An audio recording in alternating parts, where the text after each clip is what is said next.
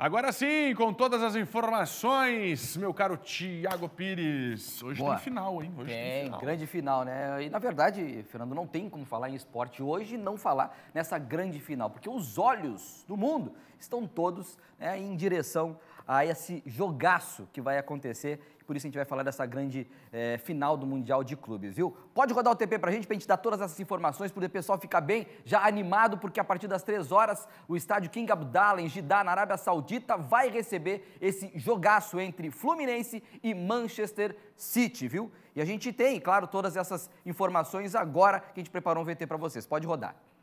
O último treino do Flu começou aberto para a imprensa e deu para perceber jogadores bem animados, confiantes. O técnico Diniz não vai ter problemas para escalar a equipe, que deve ser a mesma que enfrentou o Al-Ahly na semifinal e venceu por 2-0. Com a moral lá em cima entre os jogadores, Fernando Diniz segue com treinamento intenso para essa final. A gente está treinando muito, né? E a gente vai fazer o que a gente tem treinado durante esses dias aí, né? Durante esse ano todo, né? Porque na apresentação do Diniz no Fluminense, conosco, jogadores,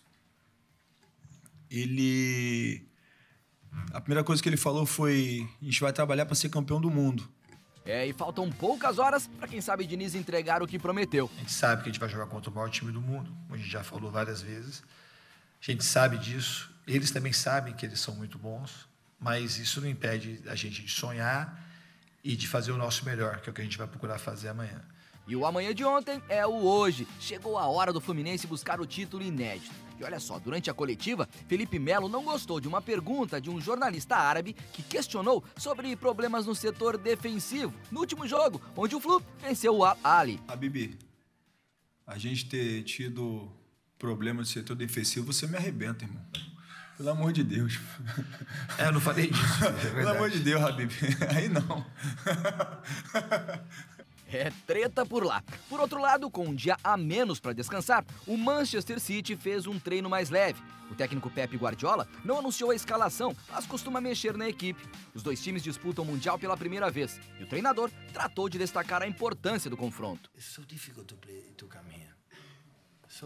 É tão difícil estar aqui. Você precisa vencer a Libertadores e a Champions. E as duas são muito difíceis. A gente não sabe quando terá outra chance. Precisamos nos preparar para fazer algo que marque para sempre, disse o Guardiola.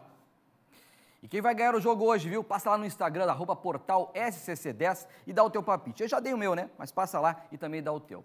Agora, você já ouviu falar da modalidade chamada Flag Football? Pois é, esse esporte está ganhando cada dia ganha mais adeptos. E agora ele será olímpico a partir de 2028. Daí a Dominique, que pegou uma folga agora, antes de sair, foi lá conhecer e vai mostrar pra gente agora essa nova modalidade. Confere aí. Concentração, agilidade e muita estratégia. Essas são algumas das características essenciais para a prática do Flag Football, uma nova modalidade olímpica. No Brasil, esse esporte não é mais novidade. E a notícia da incorporação nos Jogos Olímpicos foi recebida com muita empolgação. Quando saiu a notícia foi um boom, assim, chega a arrepiar, mas era o que a gente estava esperando, é uma modalidade incrível, super democrática, que a gente consegue jogar assim, em qualquer lugar. Mas afinal, você sabe como se joga o flag?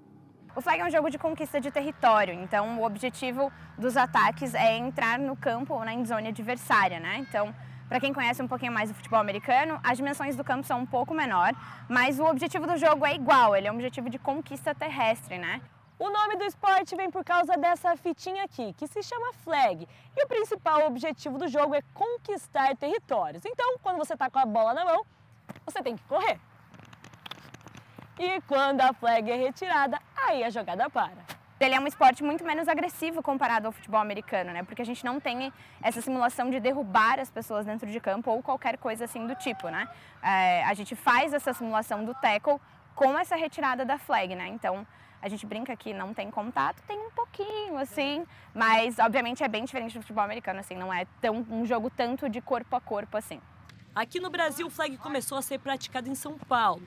O primeiro campeonato mundial que o país participou foi em 2012. E aí, desde então, com o surgimento de a gente entender que essa modalidade era uma modalidade que fora também tinha seleções e tudo mais, ela começou a ganhar uma popularidade. Então, porque as pessoas começaram a ver um objetivo maior no flag, né? A gente começou a ver que tinham competições maiores e aí, a partir disso, a modalidade começou a desenvolver muito, né? Já a seleção masculina só participou de um Mundial em 2021 e a experiência não foi das melhores. Sendo bem sincero, assim, direto ao ponto, foi choque de realidade, sabe? Outro esporte. E aí a gente começou a ver que o flag em si precisa ser trabalhado e levado a sério no quesito físico, sabe? Não é só mais, vou ali brincar com os amigos, e a gente viu que o flag de verdade é levado a sério. Mas depois desse primeiro contato com campeonatos internacionais, o time masculino do Brasil vem em um processo de evolução. Depois do primeiro ciclo, de 2021, a gente já teve um baque muito grande para 2022, foi o nosso primeiro sul-americano. Então o processo mudou, foi tudo muito do zero, e aí a cobrança aumentou, a gente sabia agora os pontos que a gente poderia acertar, o que a gente deveria fazer, então foi dado um toque a mais na preparação física, para aí no final de 2022 a gente ganhar o sul-americano.